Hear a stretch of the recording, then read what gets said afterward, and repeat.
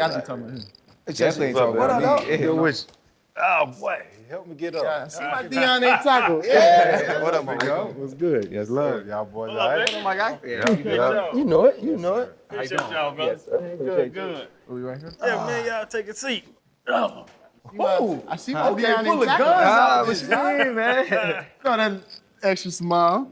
Medium. He tacks I'm bigger than him. Full of guns. Y'all dress different nowadays. You was the linebacker. Y'all young boys dress different. 11s on ones. I'm just all black in my everyday life. You know, I'm the same way. I change it up. I change it up when the show Y'all was getting that good money at Ohio comes State? around. Nah. I'm just mad. They wasn't doing it like that yet. Yeah, you know them boys. Now, So we left, that's when NIL came, though. Yeah, they got bent up. I'm about to They say got y'all bent missing up before NIL. that. Damn, that NIL shit stupid. I'm about to fall in love with it. You think about Yeah. Yeah, I'm about to fall yeah. in love. Might It as just, well. we had Bijan Robinson on. All last year he drove a Lamborghini around campus.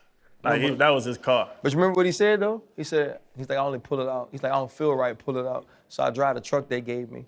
Yeah. So he drive the range. He gonna let the Lambo chill. He gonna let the Lambo chill and drive the range. How y'all feel about the 6 rings? The what? The 6 rings. I ain't seen them on in a long time. You don't know what the 6 rings are? No, I ain't seen them on in a long They the time. most comfortable Jordan. So 6 rings, like 2 different Jordans in one. That fusion Jordan. They're like fusion Jordan. They're like 11s and 4s. Yeah. So you pick your smallest shirt? No, I told you, it's It's medium. right here, large right here. This is that slim fit, though. No, These John. shits, you feel me? You did 2 push-ups before you came in here. I did, man. John. I mean, you know what's up already, so I don't know why you acting like that. That's expensive though. I ain't gotta be the That's strongest. expensive. Yeah, it is. You gotta tear your shirt off every time to take it off? Stop playing with me. Hold up, limitless. Take a stomach, kind pinning it. I fought the head to witness it. Got my people feeling militant. Way I'm feeling, got me up. On the mission, got me up. Knowing me, I got the key. On this vision, I can trust. Trust, limitless. Take a stomach, kind pinning it. I fought the head to witness it. Got my people feeling militant. Way I'm feeling, got me up. On the mission, got me up. All the shows here are different.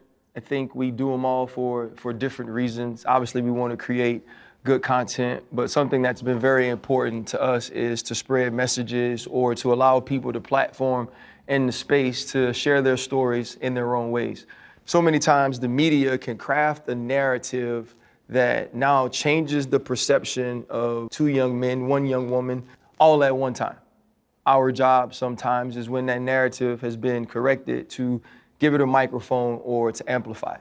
Today we have Amir Riep, we have Jahsen Wint, obviously Freddie T, I'm RC, Channing, and we're gonna talk about something serious today. We know how the show goes, we will laugh. There will be opportunities to celebrate, there will be times of joy on this show because truth was told, vindication was had. But also, this is an opportunity to reach young men much like yourself who could be in your position one day, who could be faced with the same thing. To our partners, Happy Dad, we appreciate you. Thank you to DraftKings, our partner again. Also to everybody who subscribes, supports the show, the likes, the comments. We are so grateful for everything you've done for us throughout this first year. You know, when we all started playing football, it was at its purest form. We just loved it, we wanted to do it, but obviously you start to have certain dreams. Amir, you grew up in Cincinnati. Jahsen, you in New York. Both of you end up at Ohio State. Your earliest moments, Amir, of playing this game, what do you remember about the pureness, the innocence, the joy of football at that time? Like you said, it was a joy, just being out there, being free. You know what I mean? Just being able to make a mistake, you know what I mean? Just getting back up and trying it again. For you, Ja, you know, we'll get to some of the things you had to do to come out of New York. You know, we laugh and joke. He's from Georgia, he's from Florida, I'm from Louisiana. We actually have grass. You know, people actually want to come to football games to see us play. You know, you're the #1 player in New York, but what is it like playing football in the small city that you were from in New York, with the gang violence, with the different ways and distractions of things that could have derailed you from meeting your goal of being a college athlete? Just like you said, it was a distraction and it was fun. You know what I'm saying? Took your mind off of things, and it made sure that I didn't get in trouble. And you know, the brotherhood that you build there, all your friends and stuff that you play with, you know, just made it more fun to stick with. Our struggles were different, because we older. We double y'all's age damn near, probably. Like, what's the struggles now, those struggles as a young man coming up, people know you, you know what I'm saying, you're trying to make a name for yourself, but you still have all the streets, you still have all the temptations out there. I would say social media or just going out. Somebody can know everything about us. We know nothing about them. Yeah. And just say we out goofing around or something. Y'all probably could have goofed around, no phones, y'all get away with it. We goof around. It's everywhere. Oh, look, dude, he was just right here doing this. You know what I mean? That's how I say media is definitely a big one now that could be a huge distraction. Exactly. You definitely got to be mindful of the things that you say, you know, things that you do, and put more on a pedestal, you know, and just seeing how, you know, so you got to be careful. You know, we all went through the recruiting process. And that opportunity you got that first day on campus, we can all probably go back and remember that entire day, from checking in, moving around campus, meeting guys, being a little timid, but also excited. Just go through that memory, that moment, and how special it was when you stepped on campus at OSU. Coming in, you see everybody moving in, all the players is coming in. I came in during the summer.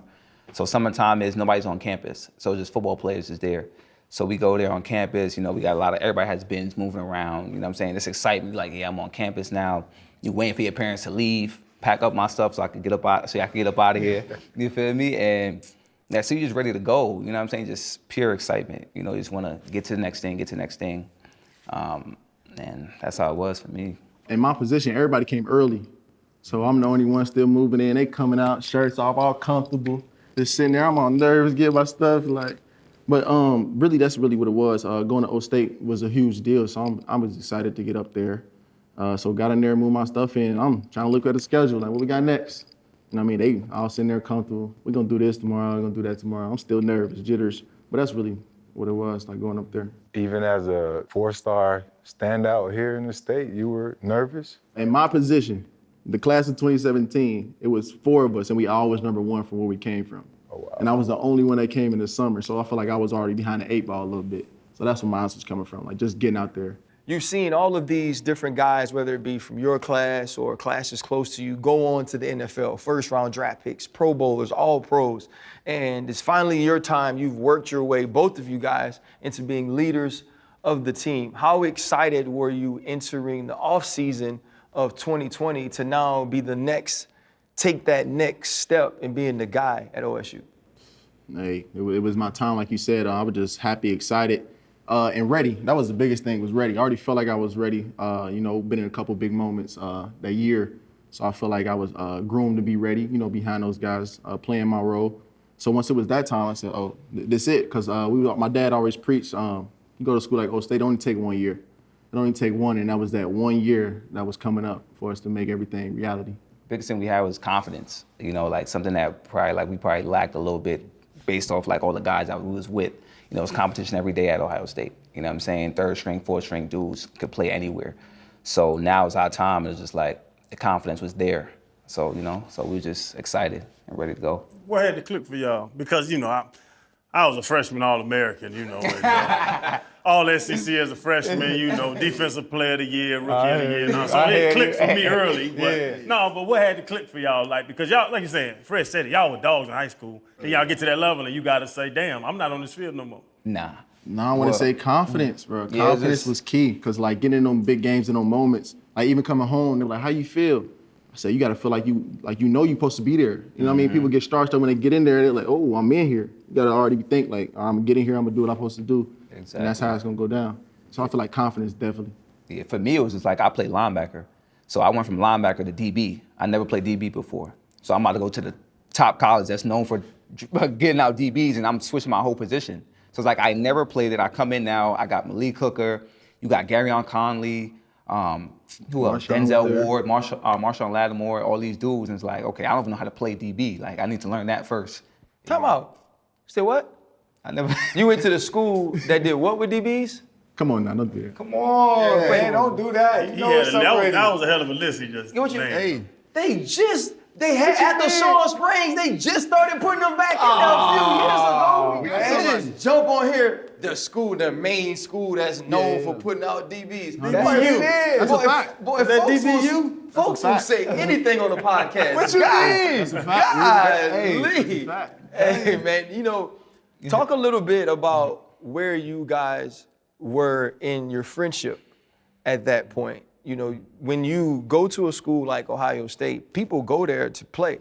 Like if you're the man in New York, if you're the man in Cincinnati, you expect to play, you want to be in that horseshoe with 100,000 plus. So y'all kind of saw it all together through a longer period of time than most people have to see some of those adversities. So at that point, talk a little bit about where your relationship was.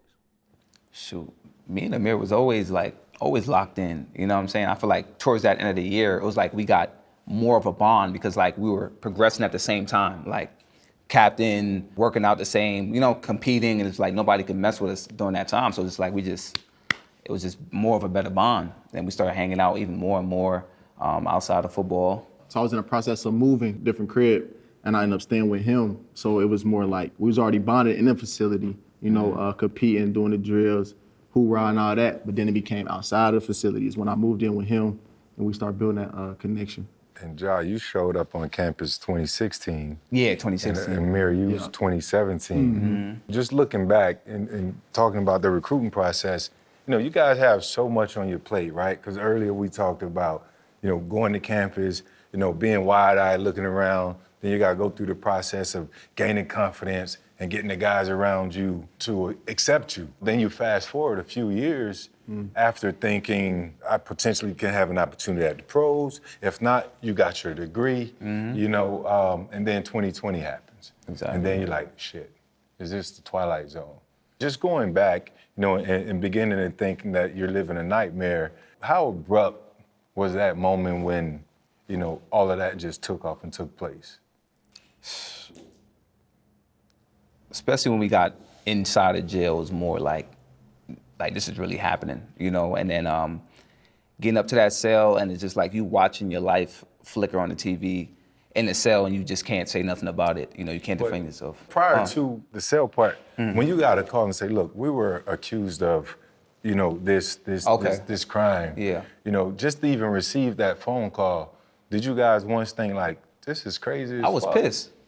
I was pissed. Like I wasn't sad. I was just like, are you crazy? You know, like I was really mad. You know, they came, knocked on my door. Like we didn't even get I didn't get a call. They came, knocked on my door, and nobody knocks on my door. So I'm like, who is that? And then I seen detectives, and I was just like, what are y'all doing here? You know? So then they told me what happened. I'm just like, wow, like that's crazy. Yeah, so what was crazy to me, even when they came, police in front of me, everything, I'm still asking, like, why y'all here? Like, what happened? Like, I'm not even thinking of that situation. Like, it's just a shock. I'm confused, trying to figure out what's really going on. Like, you know, every athlete, you hear something about this, you're like, it would never be me. You know what I mean? It would never be me. And we came to be, it became us. But definitely did not think it would ever be me. On the legal side, at what point there was representation there? At what point, you know, did anybody have you reach out? Did y'all know well enough to reach out to an attorney? What was the legal side of that? I feel like I didn't have nothing to hide. So when they came in, whatever they needed, mouth swab, whatever, DNA, whatever you need, you can have it. I feel like I had nothing to hide, which I didn't. So that's how I went about it. I didn't call nobody when they first showed up or anything. Yeah, same thing. Family gave them DNA swabs, anything that they wanted, you know, and I let them do what they do with that. I was told too. I got locked up in college too for fighting. I got locked up 2-3 times. Got detained a number of times other than that. So I know the protocol of it. Like, but at Florida, they told me if anything happens, call somebody with the athletic department. Like, you need some help. Y'all are kids still. Yeah. I know I sound like an old man. Y'all are still babies. Y'all need some help. If police are there, you should have some representation there with you. But you know you did something wrong. Yeah. We didn't know we did nothing wrong. Yeah. I think that's what the difference was. Like, we didn't do nothing wrong. So it was like, why do I need to call somebody and make it look like I did something wrong? So I feel like that was the difference there, you know what I mean? And then like the situation happened, it was like a week later that the cops came. So it's like we forgot about that. Like we done went through a full week of practice, working out, a whole bunch of other stuff on our mind. And then it's like they come a whole week after, it's like, what are you doing here? Like, you know, what this is about. February 9th, that's when you get the knock on the door and now you realize things are real. But to both of you guys, you had consensual sex with a female who was of age, which means if all of these things take place, then there's no reason for me to be hiding anything. There's no reason for me to lie. There's no reason for me to call a lawyer. And so you go through all of these things, and when the cops initially come to your house, y'all go to practice the next morning. Yeah. When you're sitting at practice, are you thinking to yourself, you know what, sheesh, we made it? So what's the feeling when you get the knock or the call that Coach Ryan Day needs to see y'all in the office? It's like immediately we knew what time it was. We had meetings about it, and he just told us if anyone situation happened like this, is nothing that they can do. So once we got that name call, hey Amir, we need to see you in the office. I knew what time it was. Yeah. It's one thing to know you've done something wrong and now start to suffer those consequences. There's an accountability, there's a responsibility to the truth, there's a understanding of consequences of my actions. When I haven't done anything wrong, when I've stood on the truth from the beginning, when I've told the same story over and over and over again, and yet you're still suffering the same repercussions of someone who is guilty, what type of emotion goes along with trying to handle that? It's a lot of emotions that go with it, you know. You angry, sad, a lot of depression. You know, it's just a whole bunch of emotions, you know. You don't know what to do in that scenario. It's like all you could do is just, you know, cover up and just get in the dark or just, you know, get out people's way. And then even when I'm trying to like get my mind off of things, I don't want my situation affecting nobody else's, you know, so I don't want to go to my trainer back at home and it's like, why are you training him? You know, now he loses money, you know, or why are you next to him? You know what I'm saying? So it was just tarnishing everybody around me. So it made me not want to be around nobody because I feel like I was messing up people's lives even more. You know what I'm saying? So it was a time where it's like, you feel me, you gotta be strong. You feel me, you gotta be strong. I tell you that much, you gotta be strong. Urban Meyer, I was in Florida, he went to Florida. I didn't play with him, I missed him by a year, but they were telling me how he is. Yeah. But there's a list of things that you know if you do this. You could rob a bank, you might still be on the team. Yeah. You know what I'm saying? Yeah. The DUIs, the drunk fighting. That's why I used to get drunk and fight. Yeah. You still be on the team. Molestation, assault, beating up women, any of that, if a woman's involved, you kicked off the team. Yeah. Right? How does it feel when y'all are so confident going into the situation that I ain't do nothing wrong? People aren't believing y'all. You're not innocent until proven guilty in these circumstances. How frustrating was it? Because I'll be honest, if y'all were my nephews and I read the story like I did before I met y'all, I would doubt. I would doubt y'all too because of what went on, how it went on. How hard is it when you're telling them exactly what you know and people aren't believing? Very frustrating. It's like when you know the answer to the test and you're telling everybody, it's this, and they go put the wrong answer down, but it take 3 years for them to find out the right one. So you sitting there the whole time, I just told y'all the truth. And y'all gonna put something else down or say we did this or say we did that, and it take 3 years to finally where we at now to where they know that we were telling the truth the whole time. That's the only thing I can think of is frustration, really just like, why wouldn't you believe me? Like, why are we guilty and we have to prove our innocence? You know what I mean? It's supposed to be innocent until proven guilty, but we had to fight through that. You said something that's very important. You said it's supposed to be innocent until proven guilty. There's no way to have this conversation and be transparent about it and not talk about being in America.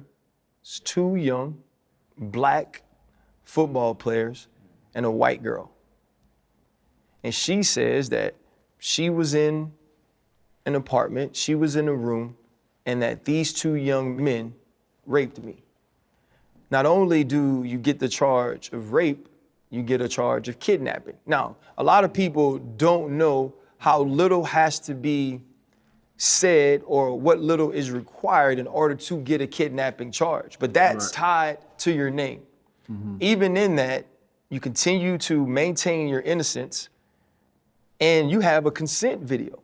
And in the consent video, there's ways she's trying or prosecution is trying to manipulate the truth of that in order to continue to say that these 2 young men are guilty of that. How much did you guys think of the perception of it's these 2 young black men's story against this 1 young white girl? we're not blind to it. You hear the stories. You hear about it going the other way a lot of times too, even if the person was telling the truth. Seeing it is like, okay, it's 2 black dudes and it's just 1 white girl, so I can understand the narrative. Like, it just felt like we was in a movie. Like, we know the truth of what actually happened. So we need to understand like what's being said in the story, and then people is gonna get the facts sooner or later, so they can see for themselves, and you don't have to take our word for it, you know, so. The arrest, the whole thing took place in February of 2020. And then the trial didn't happen where you was acquitted until this past February 2023. And it was a 3-day trial. The 3 years leading up to the trial versus the 3-day trial, what seemed to be the longest? Because you don't know what the outcome is gonna be. Because there could be a slight chance that they might say, you know what, you guys are guilty.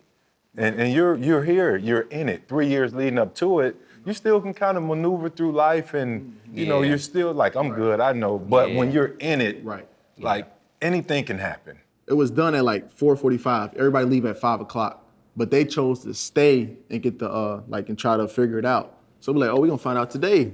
We're good, we're gonna find out today. And when they told us that they gotta come back the next day, that day was the longest day. I feel like it felt longer than the 3 years that we waited to get here. When they told them, we see them walking out. I'm like, whoa, y'all ain't call us in there to tell us what we gotta do. Like, what's going on? And they said they're gonna come back tomorrow. I feel like that would aid.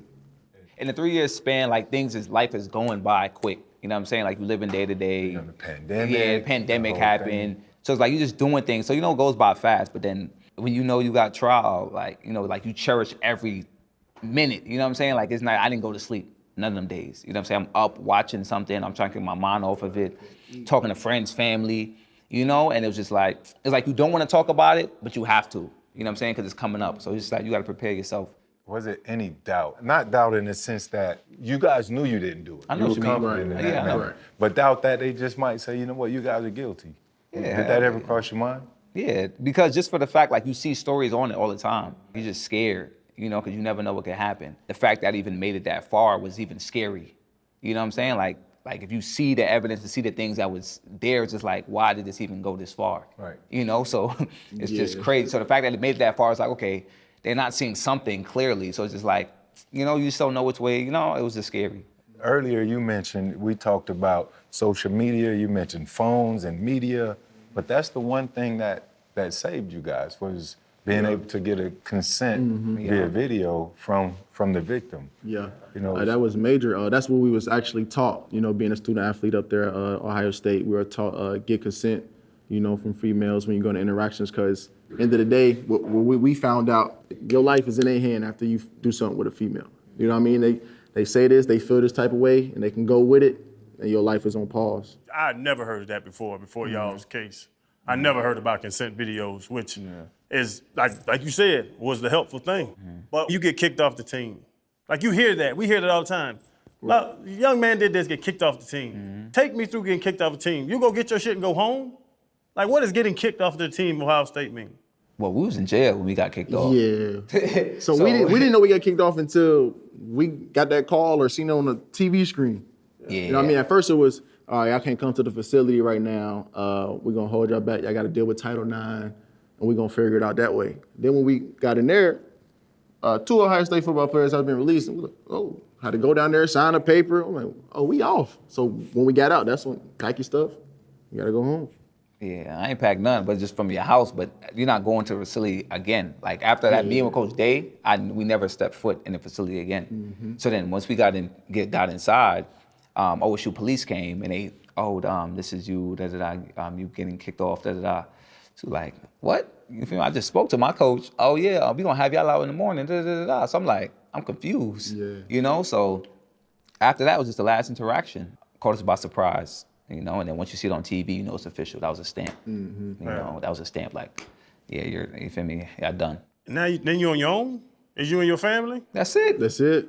You were on the team, got in trouble on the team, they get rid of you. All the legal, all the pressure, all the anything now is on you and your family. Don't ever call my mama.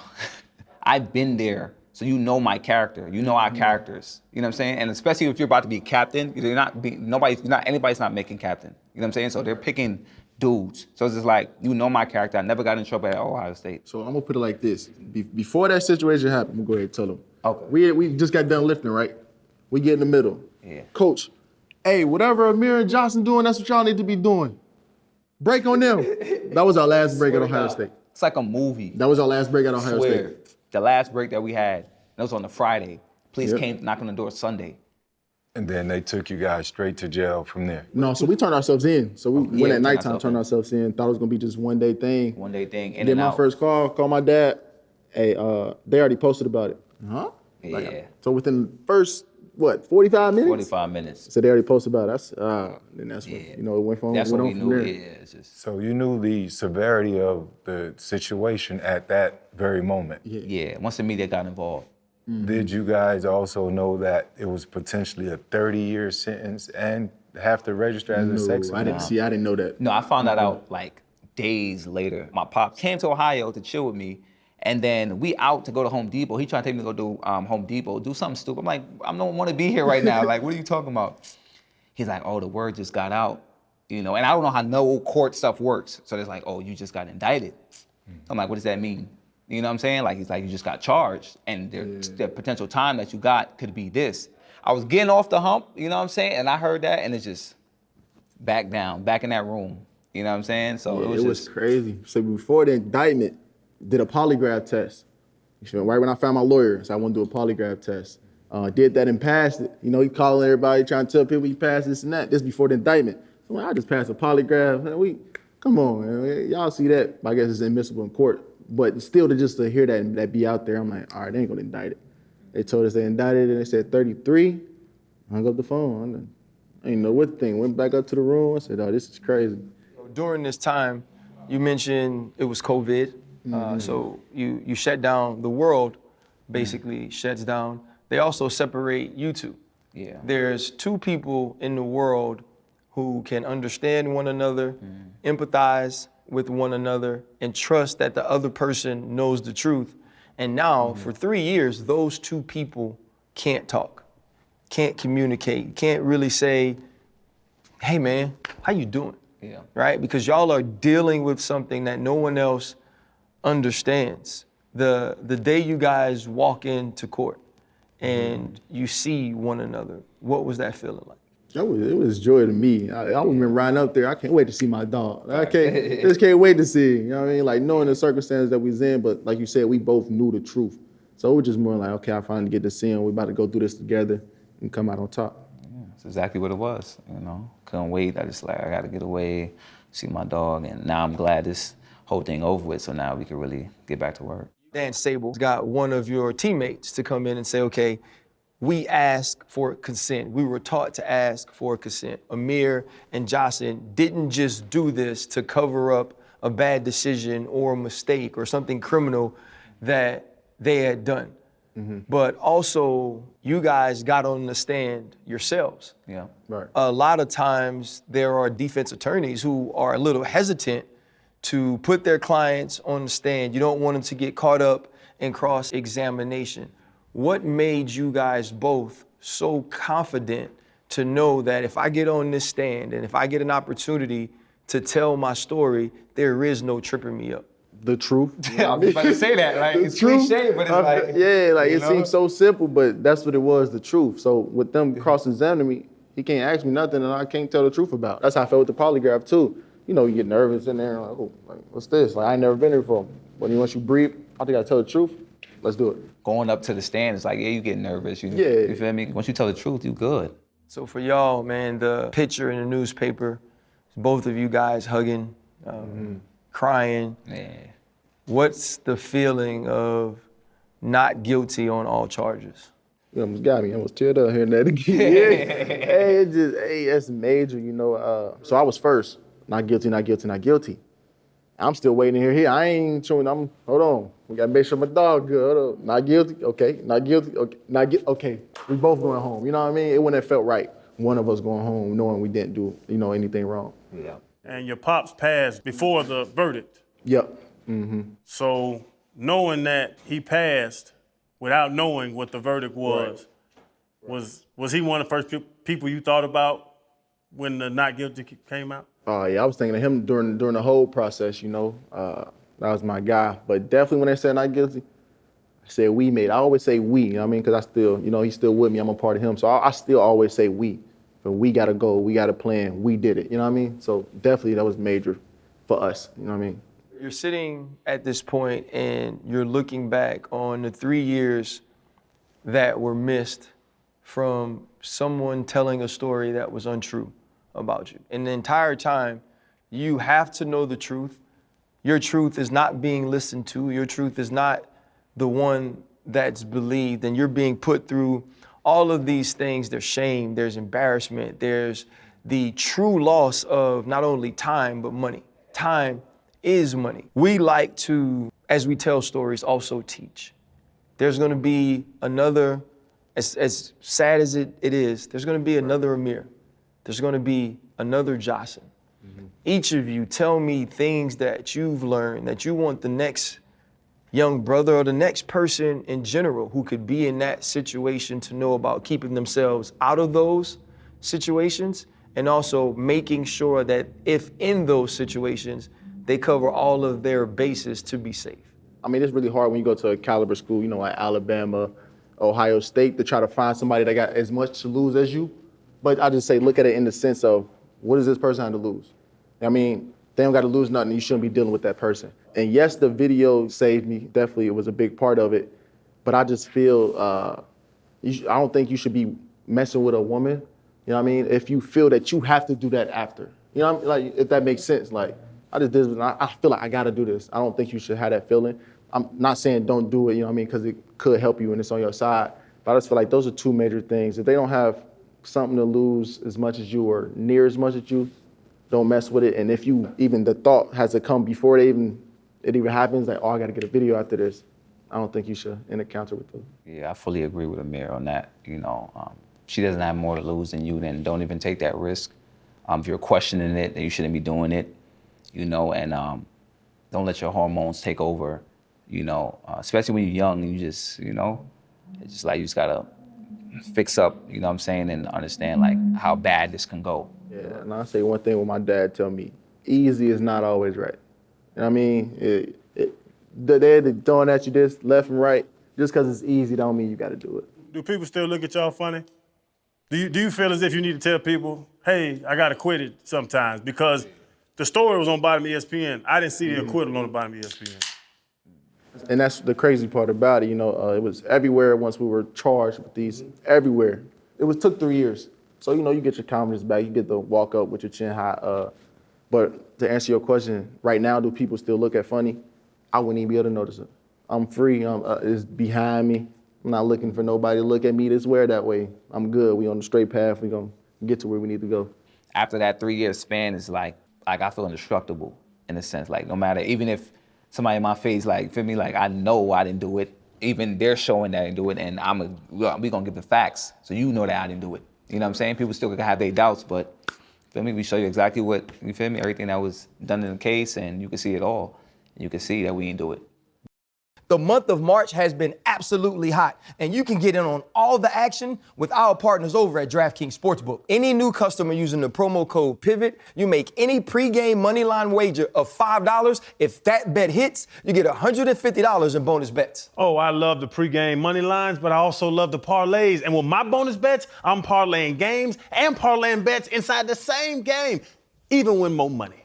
Get out of here. You love the same game parlays. I love daily fantasy. I'm gonna stick to it. No matter where I'm at, I'm gonna stick to it. And DraftKings makes watching sports so much more fun. You get the excitement, but you can also win some money. A lot of it. Listen, DraftKings Sportsbook, get it out, download it on your mobile phones. Any pregame moneyline wager of $5, if your bet hits and you use the promo code PIVOT, you get $150 in bonus bets. New customers only.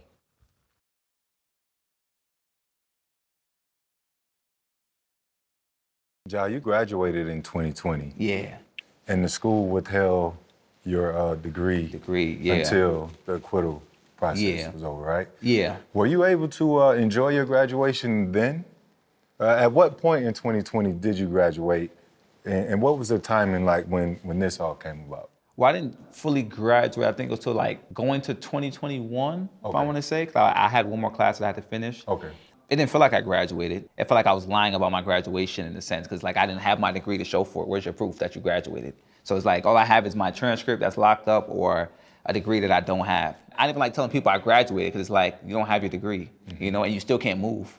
So it's just like it didn't mean nothing, you know. So Corona came and I thank God I got to finish it, you know, finish and get my degree. But right now I'm still even trying to get my degree. I still haven't got it. You still haven't got it? No. It was two different situations. Yeah. So just because we beat that in the court, Criminal, yeah. we still had to deal with Ohio Student State. judicial. Yeah. Just got done, Okay. what, Yeah. 2 days ago? 2 days ago, We yeah. probably just got done 2 days ago. Yeah. So you should be receiving your degree any minute. Yeah, so it's like I have my degree and I probably gotta go get it from, I think, collections. And I gotta go pay that to get my degree. It's insane. Yeah. Amir, you said you grow through what you go through. Yeah. The last 3 years until now, how have you grown? First off, I've grown to being a better father for sure. You know, being away that space between you and your kid. As a boy or girl? Yeah, I got a boy. Yeah, be 5. So just being able to be here and be present, you know what I mean? So I definitely grown as being a father. Learning those little obstacles of, oh, he woke up this time, oh, I gotta put him in bed. You know, just little things like that I missed out on because I was up there at school. Definitely growing there. The major one was faith. You know, I grew in faith tremendously. Thanking God in the good times and in the bad times. Because as bad as it sounds, like the situation, it was good moments in these last, 3 years going through this. It definitely was, good moments. Growing pains for sure, but that's what I say, like you grow through what you go through. And I want to give a shout out to Quentin Cephas. He said that, so he had the same situation, and he said it in his. And I told myself, like you said, I know this won't be the last one. As crazy as that sounds, somebody will be in my shoes. And I want them to see that and believe you grow through what you go through, just how I did when I seen that. Growth is a thing that's ever evolving, right? There won't be a point in your life where you aren't growing, whether it's positive and it's positive to yourself individually and to the people around you, or whether the people around you see it as a negative. And you were focused on growing within your circumstance, which is truly all we can ever do. All we can do is take where God puts our feet or where circumstances have put us, and now try to see what we can glean from that, what we can learn from that. And I believe you guys did. A question I would have is, you lose your father, you guys lose friends, you don't have OSU backing you. What have y'all learned about people? Because people love to be with you on Saturday night after you win the game. People love to be with you when you're in the college football playoff. 100%. How many of the homies, how many of the girls, how many of the easies were still around once you were down and out, once you didn't have Saturday nights anymore, once you weren't going to be able to wear the garnet and silver? How were some of those moments in recognizing that this one wasn't for me, this one wasn't for me? How did y'all deal with some of those things? Like you said, growing through it, just noticing and being grateful during that time period of the people. So more than not, some people look at it as, oh, they left me. Dang, why they leave me? It was more, okay, I'm grateful that we picking all these weeds out. Okay, that person wasn't with me. I definitely had you coming with me. Whatever you needed, you got it. But now I know you're not with me. You know what I mean? So it was more being grateful of those times of showing me who was with me and who's not. So once we get around the time we are now, you know what I mean? I know who to take with me. I know who's there with me and who's for me. If I don't fault people still, you know what I'm saying? Because I probably was one of them dudes. You know, I'm looking at a story, I read what they said, I'm reading what they tell me, and then I don't know the other side of the story. You know what I'm saying? So it's like I go off of what I know. So the information that they received, you can't be mad at nobody for that. You know? So I don't fault people for being like, oh, they monsters or this. You would think that, you feel me? Because like, you don't do stuff like that. So the fact that people see it like that is just like, I don't fault people for it. You know, I don't fault people for it. So I just want them to know the truth, and that was never the case, you know? And now the truth is here. I get around y'all. Like, I couldn't imagine being your age, having the goals and the dreams that I had, which were exactly like yours, feeling like I was in the right and that the wrong took parts of my life away. I don't know if I could be grateful. I don't know if I could count it as a blessing. I would like to say that I would. 43-year-old Ryan would like to say that I would. But what 43-year-old Ryan also knows is you don't get time back. Yeah. Right. You just don't. You don't get moments back. You don't get memories, right? You don't get the month after everything happens and your father gets sick, right? We don't get those things back. And so now being where you guys are and being grateful and understanding those blessings, what's the next step for you, Jahsen? The next step is just continue to grow. You know, during that time, I really harped on like a part of my life that I was lacking in, and that's probably like my family. You know what I'm saying? Football consumes so much time, you know, so I took that time just get with my family, watch my brothers and sisters grow up, you know, take my mind off of things, you know, and now it's time for me to get back on track and get back to ball. Have you guys forgiven the victim? That's the hardest thing, one of the hardest things in life to do. I look at it like this. There's a right and a wrong. I would never be okay with someone doing wrong. You know what I mean? Like, it's not against her personally, but it's a right and a wrong. She was wrong. So that's how I leave it at that. I don't, you know, I don't. Because if you could sit there and do that and then watch us about to go to jail for something that you know we didn't do, how can you sit there and let that happen? Because this could have been a whole complete 360, you know what I'm saying? Like, thank God it worked out, but it's like, if it wouldn't be like this if we was inside. Do you ever think about her and the situation? Do you still have an emotion about it? Yeah, all the time.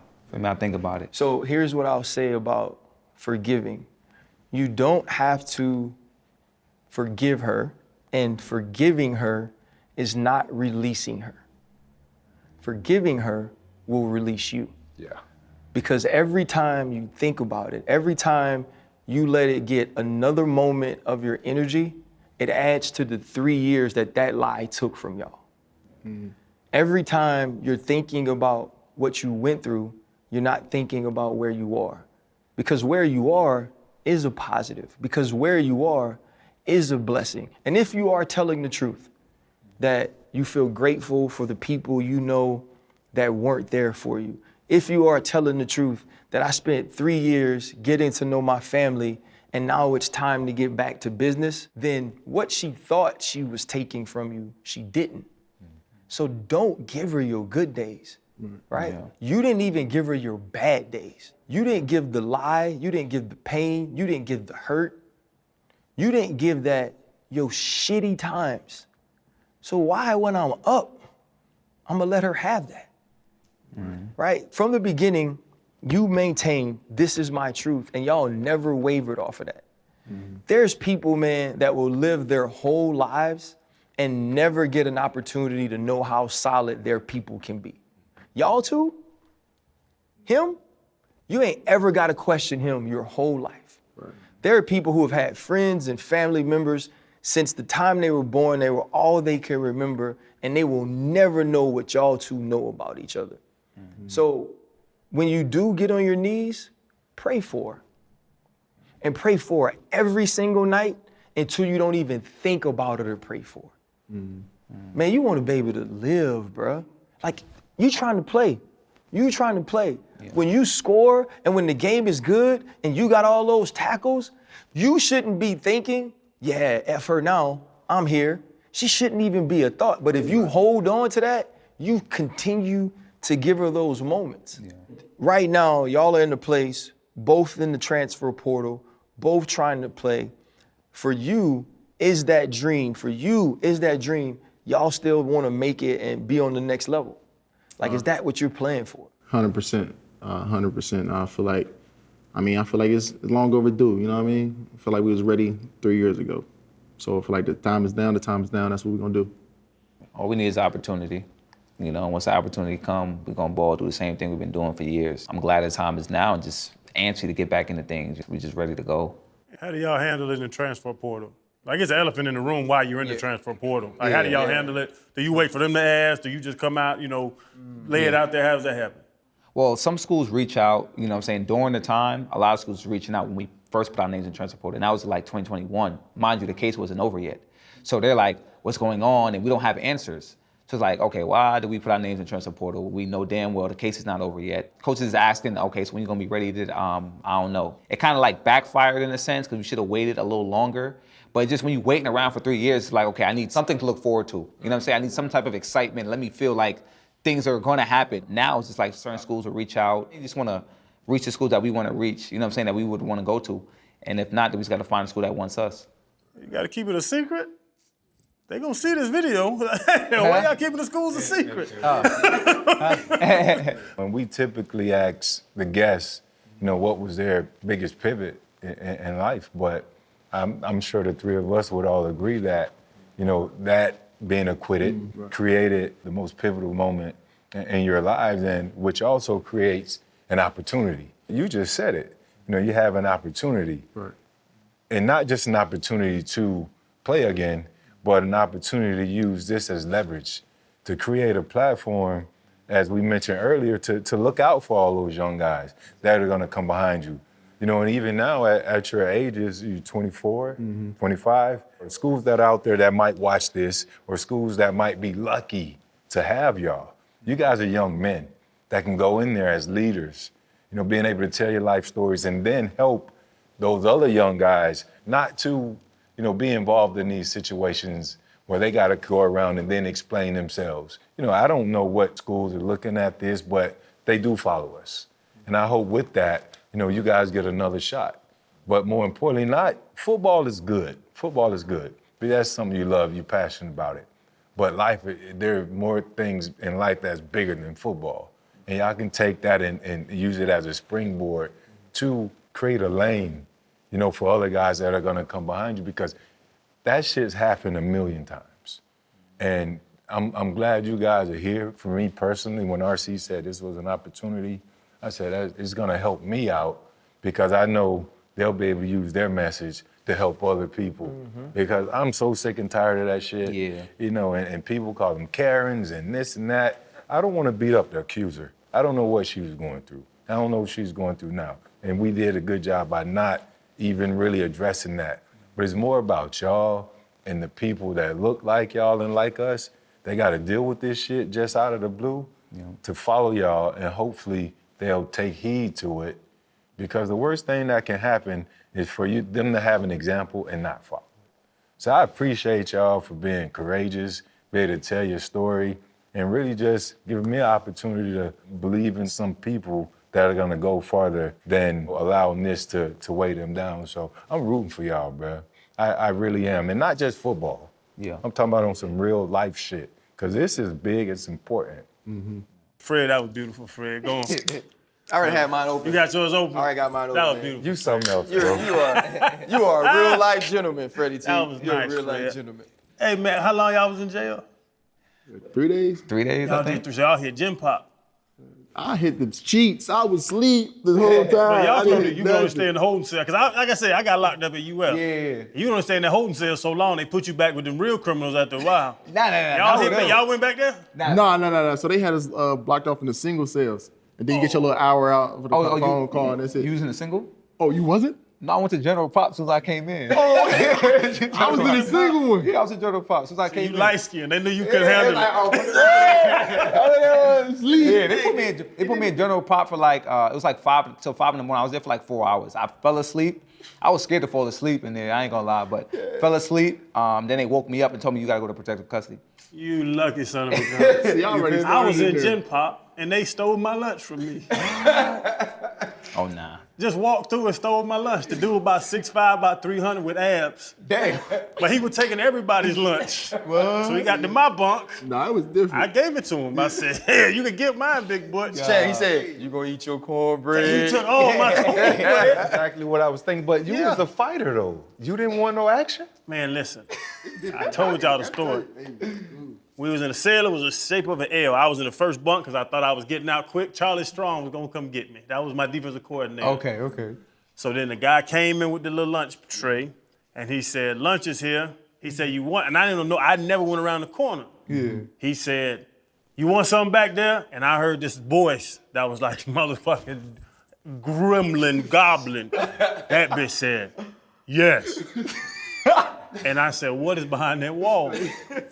The reason I know that the biggest flip-flop they had in jail was a 12 because I asked for a 13 and they said we only got 12s. So the biggest flip-flop in the Atlantic County court system was 12.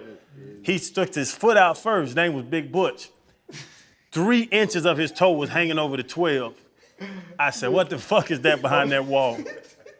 He came around the wall, his heel was off the motherfucking 12 too. He was one of the biggest human beings I ever seen in my life. Oh, no. He snatched the crackhead's lunch. It was 2 dope boys. He took the dope boy's lunch and he got to my bunk. What was I gonna do, Fred? Get it up. I'm giving my motherfucking lunch. But you was a fighter, though. Huh? I became friends with him because I didn't make him take it from me. I threw it to him. Here you go, big homie. I got you. I told him I ain't wasn't hungry. I wasn't hungry today. I don't like oranges. I ain't never ate an orange in my life. Here you go, partner. But yeah, man, it Nah, it was was way different. I've been there, signing autograph. They like, hey, sign this for me. Yeah, they was I more got some you. movie stuff. Want a with it. snack? Yeah, I want a snack. Let me get a snack. You know, they was doing I got different. locked up one time. The all SEC preseason team came out the next day. What? Sunday morning news was all SEC. They were sliding the newspaper under the door in the jail cell, having me sign at all the guards in jail. Think about how dumb you feel. I know y'all feel how dumb you feel. Sitting in jail and everybody know your ass. You sitting right there looking at the dude take a shit in the middle of the cell. Nah, yours is crazy. Why can't we get us some walls? We had privacy. At least. Y'all spoiled. You got a throwback cell. But no, that brings up a good point. He's talking about eating. And you guys, that was a long 3 years to have to wait to go to trial. How was your health and stress? And somebody had on a baggy suit at court. That was you. Somebody had on a Tracy McGrady. Oh, no. No, I got it. You had on a Tracy McGrady? Hey, call it what you want. It was free. You heard? I got on it free. It got me free. It looked good enough. You heard? But no. We're going to end with this. Freddie T mentioned we often ask about biggest pivots. Most of those people are older than both of you, and none of those people have gone through what you've gone through. So I believe we know the answer. Yeah. Chan mentioned the portal and that people will watch this and different things, and it gave me an idea. If you have an opportunity to, whether it's talk to the people at OSU who you haven't spoken to, or talk to a potential school that might want to give you an opportunity, I want you to tell me first, and then you to tell me, Jahsen, and we'll end with that. Amir, tell myself, the world, and any school that is interested in Amir Riep what they would get in a human and a player once you were on that campus. I would definitely say a leader, you know what I mean, somebody that the team can look up to, you know, look for guidance. Like you said, I've been through a lot of things that a lot of people haven't.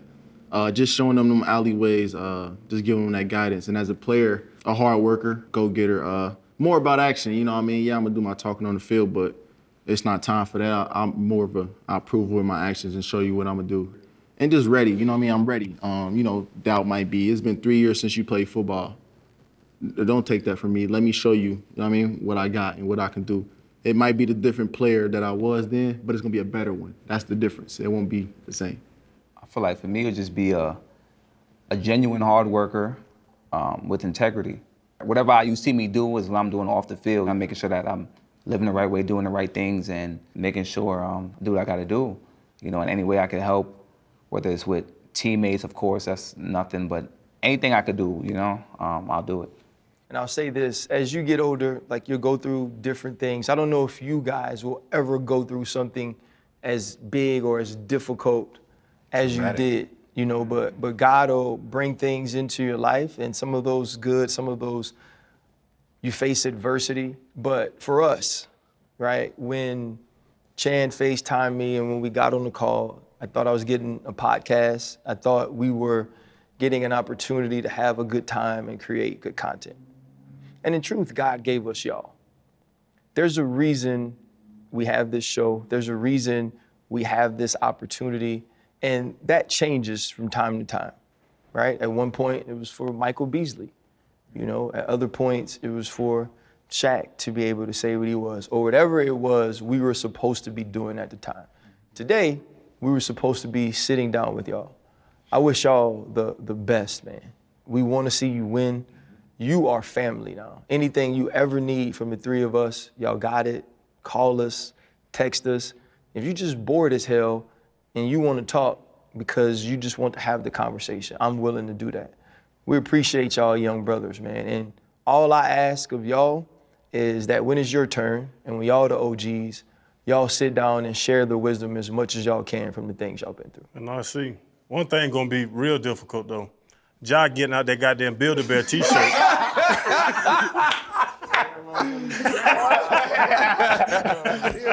Love you, brother. That was good. Y'all did a good job. Appreciate you, brother. Y'all did it. Hey, Hold up, limitless.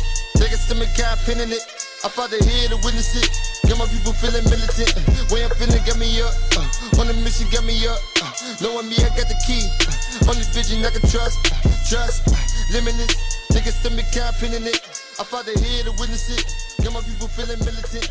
Way I'm feeling got me up. On the mission got me up.